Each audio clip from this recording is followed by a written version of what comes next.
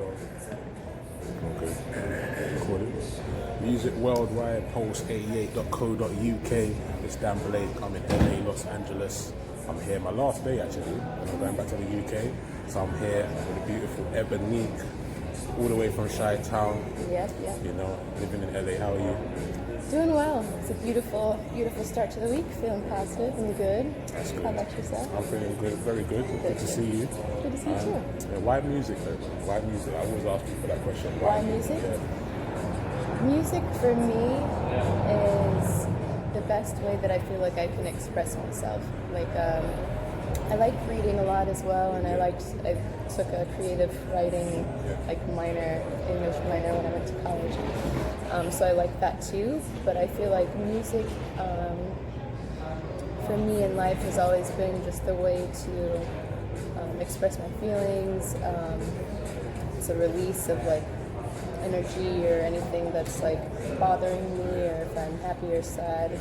It's the best expression that I have. Wow, I love it. Who were some of the main artists that inspired you coming up musically and stuff like that? A ton. I went through phases too of when like I liked certain things more than other things. But growing up, I've always loved Whitney Houston and Mariah Carey were my two like favorites. Yeah, and then TLC, Prince, Stevie Wonder, the Beatles. Yeah, just Janet. Wow, that's a lot. It's kind of all. Yeah, but Great went through variation. phases. Yeah, and just those were kind of always. So I've always loved those people in particular. Prince. But yeah. And I was reading you saying that you was quite multifaceted when it comes to genres and artists that you listened to growing up. Mm-hmm. Like, was that reflection around your household with your own family? Yeah, I think so. I mean, there were certain things that like later on when I was like a teenager, I got into like indie and alternative rock and things like that. But my dad was very into like classic rock, so I think that was maybe how like you can kind of bridge from one to the other. I already liked classic rock and indie and alternative rock as kind of an extension of that. And then my dad was into jazz, so I listened to some Ella Fitzgerald's and Louis Armstrong and things like that in the house. And I later learned about Ella Fitzgerald. When I was younger, I didn't fully appreciate it. I was like, oh. But as I got older, now I truly love. And Etta James, kind of, I would take kind of a seed of an idea and then kind of continue. My dad was also very into Billie Holiday, which I also didn't understand at a younger age too. And then later on, I was like, oh yeah, this is great. That's interesting, because when you say classic rock, I'm thinking talking like Aerosmith. Oh, Queen that kind too. of stuff. Yeah. Also that was the jazz part that he was into, jazz and blues. But he was also into like Queen, one of my favorite bands as well. Me too. I'm a big Freddie Mercury fan. I met actually the guitarist Brian May in the UK. Oh, wow. That was dope. good. Yeah, that's amazing. He's still about doing his thing, Oh, yeah, because I heard that they still tour sometimes. Yeah, they still don't tour, but they kind of they get kind of somebody to kind of fill in Freddie's shoes. Yeah. Which is a hard shoe to fill, to be Yeah, honest. they had somebody, was it Adam Lambert or something like that. and they toured with him as Freddie, which he's a great voice for that. But yeah, so like in terms of the classic rock, with Boston, Journey, Queen, Rolling Stones, Beatles. What's your favorite Beatles song?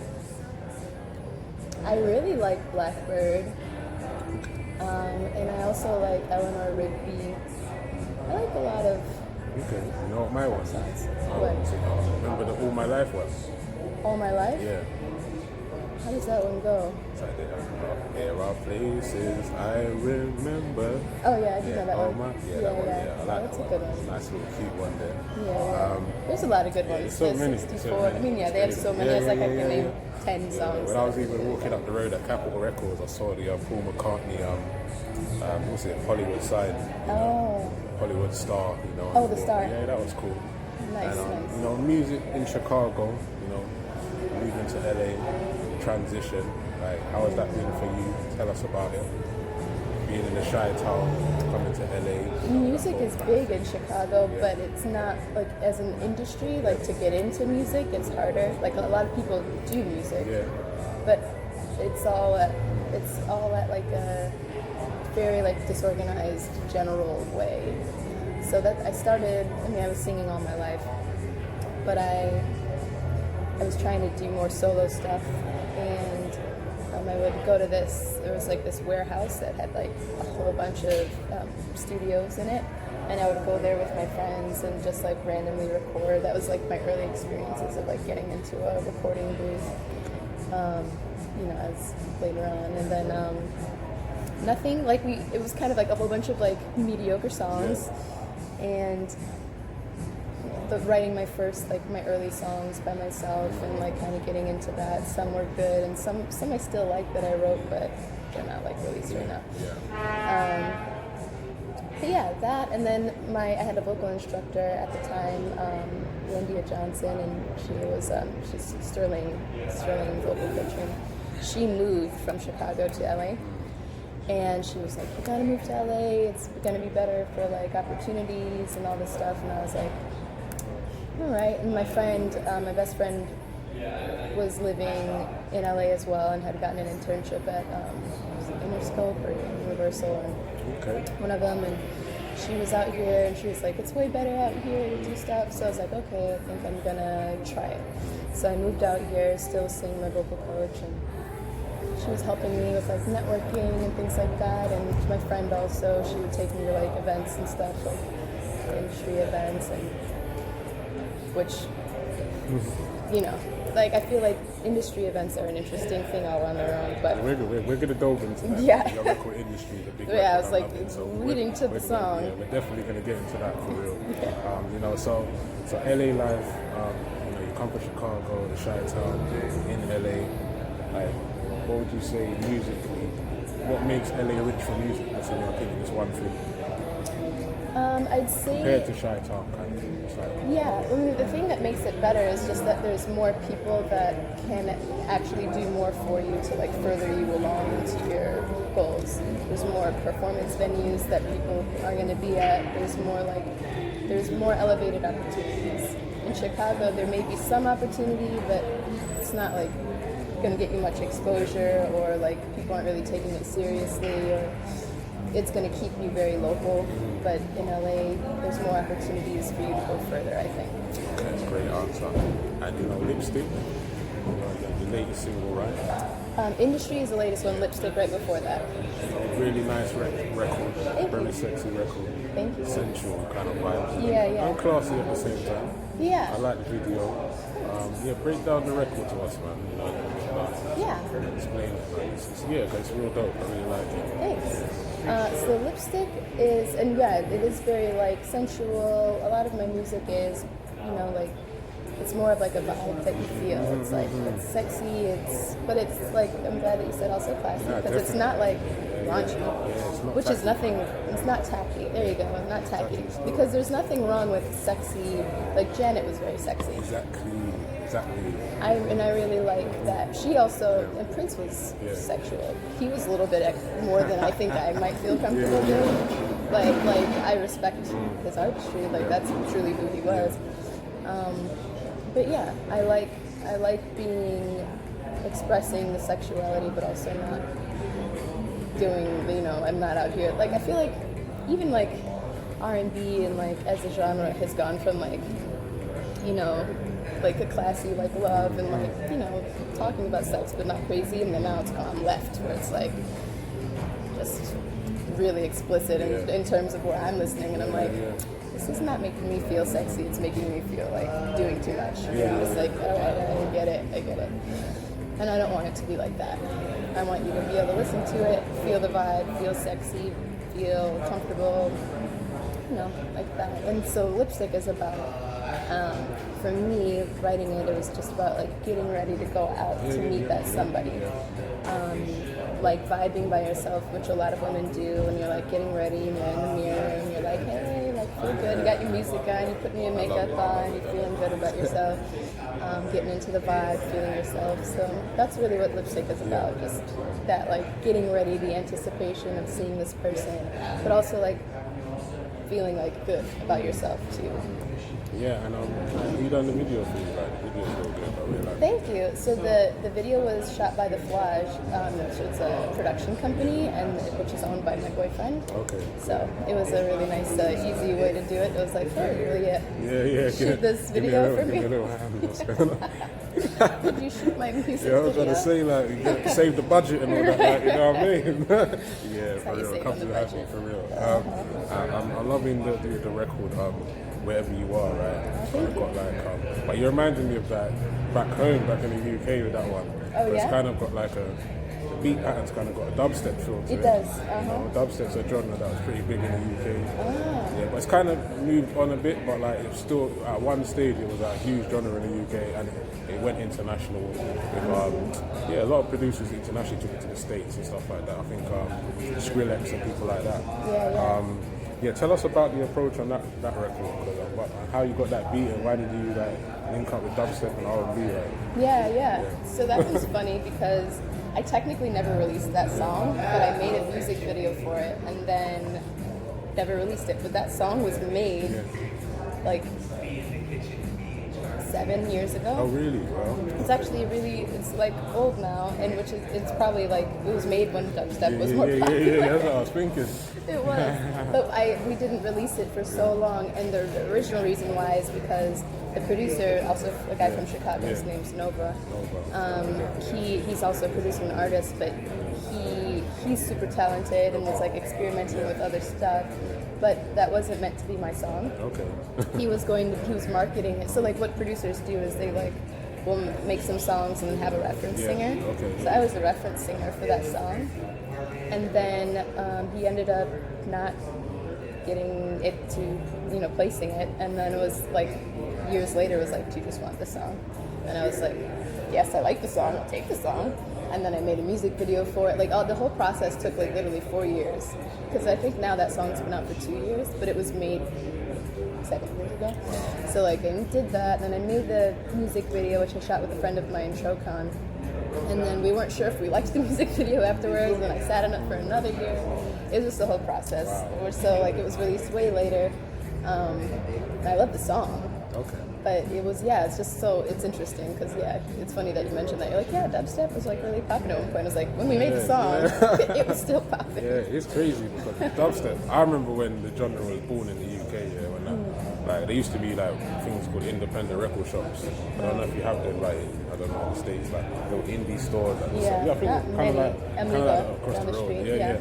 So that was everywhere in the UK, and I remember like it just started the sound in just those little record shops, but at the time there was no name for the genre. It was just like I used to just go and buy the vinyl and then think, oh, these beats kind of got a little it was like cool, but it was called sublo at first. Yeah. Kind of transferred to dubstep, so and it just took off worldwide for a good piece around that time that you were saying and mentioned. So it's interesting your approach to that record, and even the way you were singing it was quite.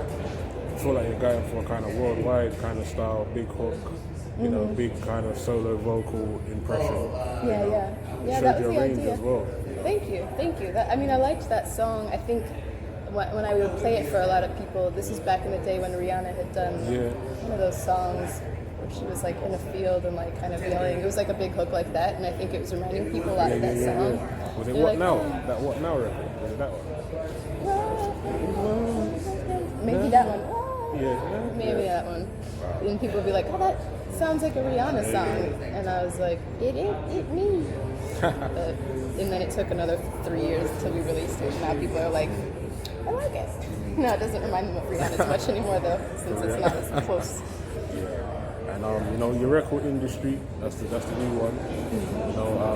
I like the record. It's I feel like, let me see, you were saying I really love you. What do you say? You said, let me break down the record. Let me see what I read here. You said,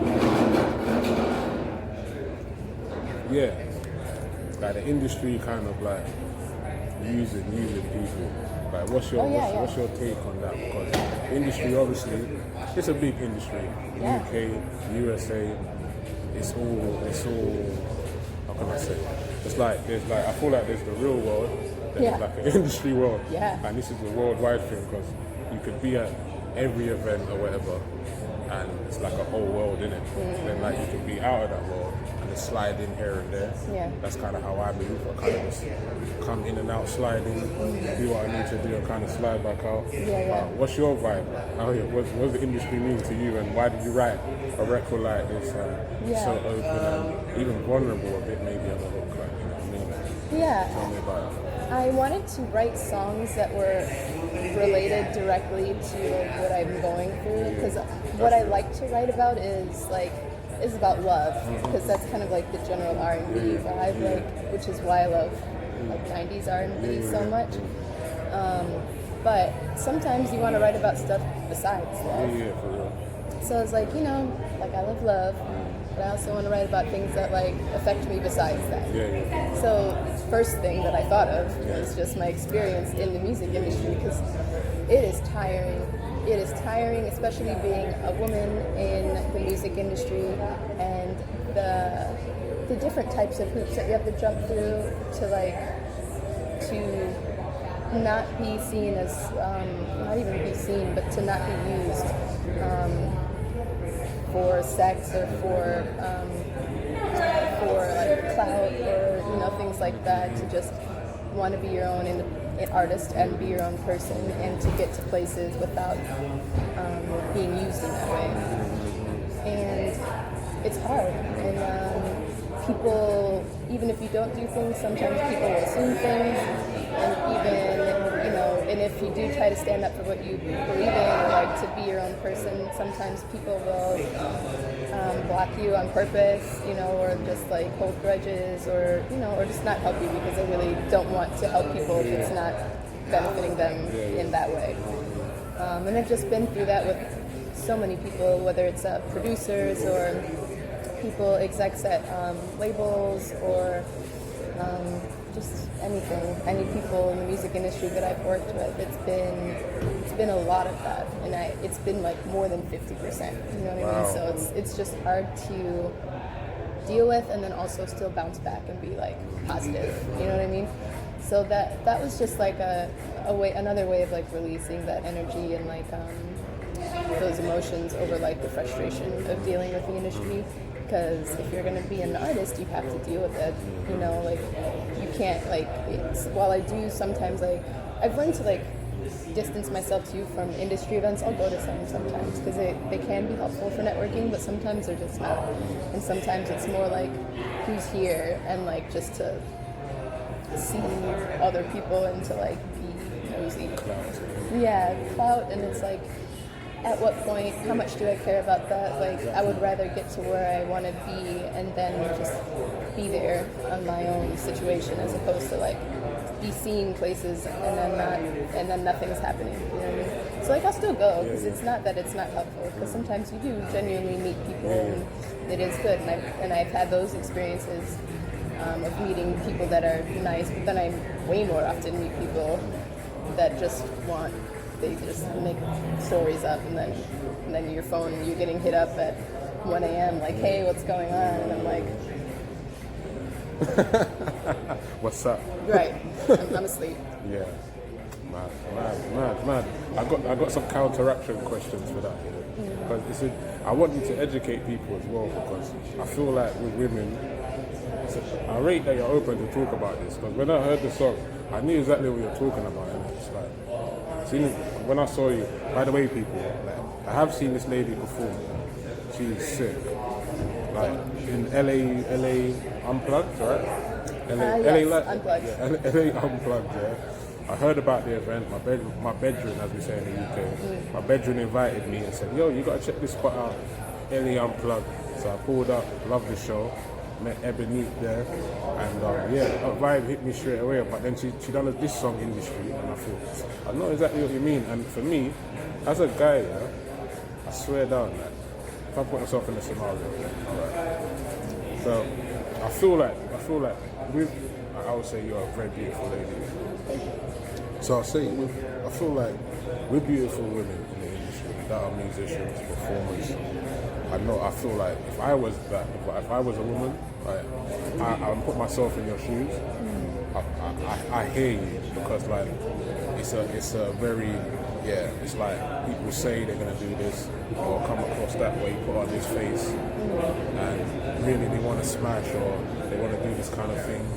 But I think sometimes like it's a weird thing. But it's like just be honest with your intentions. I guess that would be the easiest better. thing than kind of being, because I feel like singers get in a predicament, especially R&B singers that are good looking, very talented as well, and you get in a position where people are masking mad intentions, and then you're getting an awkward situation that's frustrating you. Then the same thing keeps happening, and you're like not the first lady that I've met. This is what UK-wide as well, singers. I know so many great singers, beautiful ladies, great singers, great performers, and they have similar issues, man. Yeah, it's crazy. It's an industry thing. Yeah, it's an industry thing for real. Definitely like. women.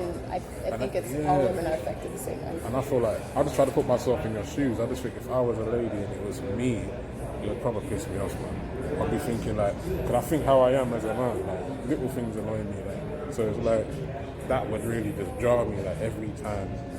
And you have to deal with different situations, but if that intentions are kind of just clear from the get-go, alright, yeah, I think you're hot. What are you saying? Right? That's what you say in England, isn't it? But, like, what are you saying? What are you saying? What are you saying? Yeah, alright, darling, what are you saying? You feel me? Or can we make something work? Like, then it's just like yes or no. I've got a boyfriend, whatever, girlfriend. You can just it's just honest, innit? It's just straight. Then you could really move forward, really, innit? Really, like if someone's clear of their intentions, then you could just kind of move forward. It's human attraction, innit? If you fool someone or like someone. We all got eyes and ears in it. Like you made sure that person's pretty. Made sure I shoot my shot, whatever. Yeah. That must happen all the time, innit? If you know, but it's like if you're honest with your intention, it's better than to kind of mask things, which I feel like in the industry a lot of people do, innit? Like so, you know. And I think it's a problem. It's a problem. It is, and I think it's more than just like that. They should just be honest, in the beginning. Yeah. I think that they do it on purpose. It's not even just like, oh, it would be nice if they were just like, hey, do you want to date? They're more like, I'll give you this if you do this. It's quid pro quo. Yeah. It's very like they know what they have to offer, and they're just seeing if you're gonna do it. Yeah. Do you know what I mean? Like so there is some level, like maybe with like some producers and things, like they get wires crossed, and maybe they just think that it is what it's not. Even though I'll always be like, I have a boyfriend, I'm not interested. But then like you spend time with them, and then they're like, but do you love me? And I'm like, no, I don't. But I love you as a person. We're friends now. But like, I mean, that was a joke thing to say. But like sometimes it feels like that. You're like, I love you as a person, but I'm in love with you like that. But then there's other people where it's like, I'll give you this if you do this. They actually, what? That's so that's big, really that. So that's it's like very close to that. It's very like, oh, I have all these opportunities. If you'll be my, something to this. Like, because I've even had that happen with somebody like, oh, like I have this opportunity, or do you want to come with me to this gala, blah, blah, blah, I'll introduce you to all these people. And I was like, oh yeah, I'd go with you. I was like, I have a boyfriend, just to let you know, but like, I'd go with you to it. And he's like, oh, never mind.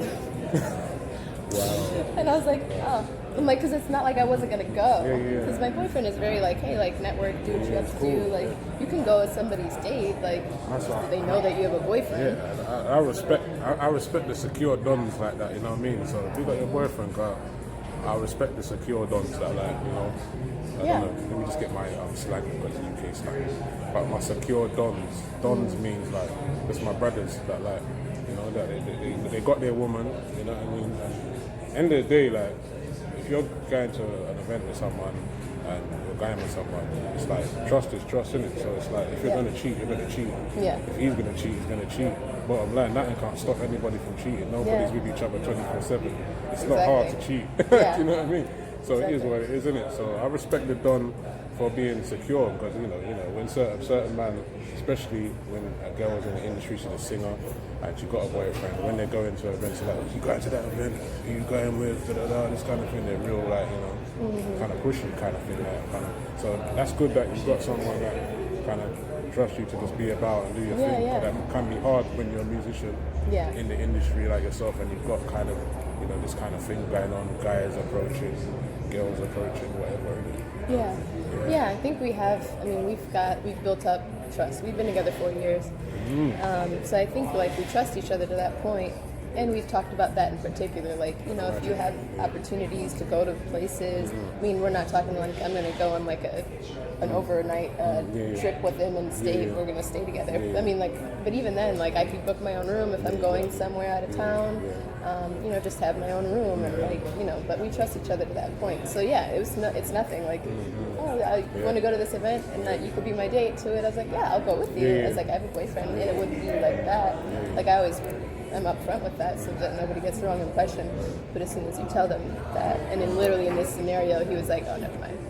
Crazy, man. And then it's like, but there's the cliche thing as well, where it's like, I hear so many stories of this one, like the whole producer like come to the studio vibe and make some tunes, and then and it's like, I hear that one's universal. So many singers, like, and before you know it, man's trying to hit on you, and then it's all in that. I feel like that must be the most awkward one of them all. I feel like it is, because it's like they're taking you to a secluded place. You're thinking it's gonna be like you're making tunes, a studio session in it, and all of a sudden the man trying to move to you or whatever. Like, I mean, man, fortunately, crazy, I haven't had anything too crazy in terms of like I'm meeting somebody in a studio and like it's immediately weird. Usually, what happens is that I've met them and we've worked for a little while, and then it gets weird. Okay. Or like one producer, like I would go there and he would always want to like, hey, let's instead of like I'm coming over to work and he's like, oh, we've worked, you know, for like 30 minutes. Do you want to see a movie? Like, let's take a break. Oh, do you want to go get dinner? Wow. I'm like, I just got here 30 minutes ago. We're taking a break already right now. And the break is a movie. You know what I mean? Like, I don't want to see a movie. I didn't come here to see a movie with you. I'm about to drop this top line right now. Oh my gosh. It's funny. So, with the single being out, you know, what's been the feedback from it for you out there? It's been pretty good for industry. I mean, those are two different vibes, but like a lot of women are telling me, they're like, oh yeah, like I feel that. I've been there, or like, you know, like that's like you're really speaking it like it is kind of thing, and I like that because I was like, good. Like I'm glad people can relate to the frustration. I'm not glad that it's happening, that everybody's relating, but it is something frustrating that I think like it's refreshing to hear another woman sing about it or talk about it, and to just kind of call it out and say it like it is. Sometimes people don't, and it's like, it is what it is. It is happening. I respect that, man. And you know, you performed it really nice at the show, really good. And so in the works right now, what we got? We've got album coming, EP. Probably an EP. I have another single that I'm working on right now, and then I've been meeting with some new producers, and hopefully some sort of EP will come out soon. Sooner than later, not immediately. Probably more so, the next thing will be the single that I'm working on. It's almost done now, so hopefully maybe I'll put it out, you know, next month or something. Can we get a title? What's it called? Right, it's a working title right now. Right now it's just called Tell Me, but I don't know if that's going to be... Tell me what you want. Tell me what you need. She's gonna be a backing vocal. Ain't good enough for you. The vibes of it are very 90s R&B. I love that. So. Alright, that's good. That's what's up. And you know, the EP type. Anything going with that? Like anything that you feel like, have you got something written down? That No. I mean, I write down. I have like some song subjects that I've written down as like things that I think I might want to speak on. But I've got like 100. Okay. So I think, just ideas and subjects. Yeah. Of like songs and whatnot. So but I don't have the song for it. It's just like ideas. And I think it's more so a matter of like when I'm in the studio and we're working on the beat, what does this feel like? What do I feel like talking about, you know, with this one or that one? Because we haven't started working on that one yet. I've gotten some like beats and like some ideas, but nothing solid yet. So yeah, it would be technically my second EP. The first EP that I have out, I released 5 years ago or so. And that one was like a pop R&B. Yeah, I had a little listen to it actually. Oh yeah. Was it the purple purple backdrop? Yep, that was like 5 years ago. What was the turn up single? I think it was It's 100. Yeah, 100. Yeah, that was when like DJ Mustard beat Baby stuff was really popping, and so that one was really popular. It had like think it was close to 100,000 plays crazy. on That's dope. Spotify. And Jeez. that was like a really popular song at that time. That's not really and then obviously now my the style has transition, transitioned 100%, and definitely. evolved. Let me But just yeah. stop this and then start again just to cut away.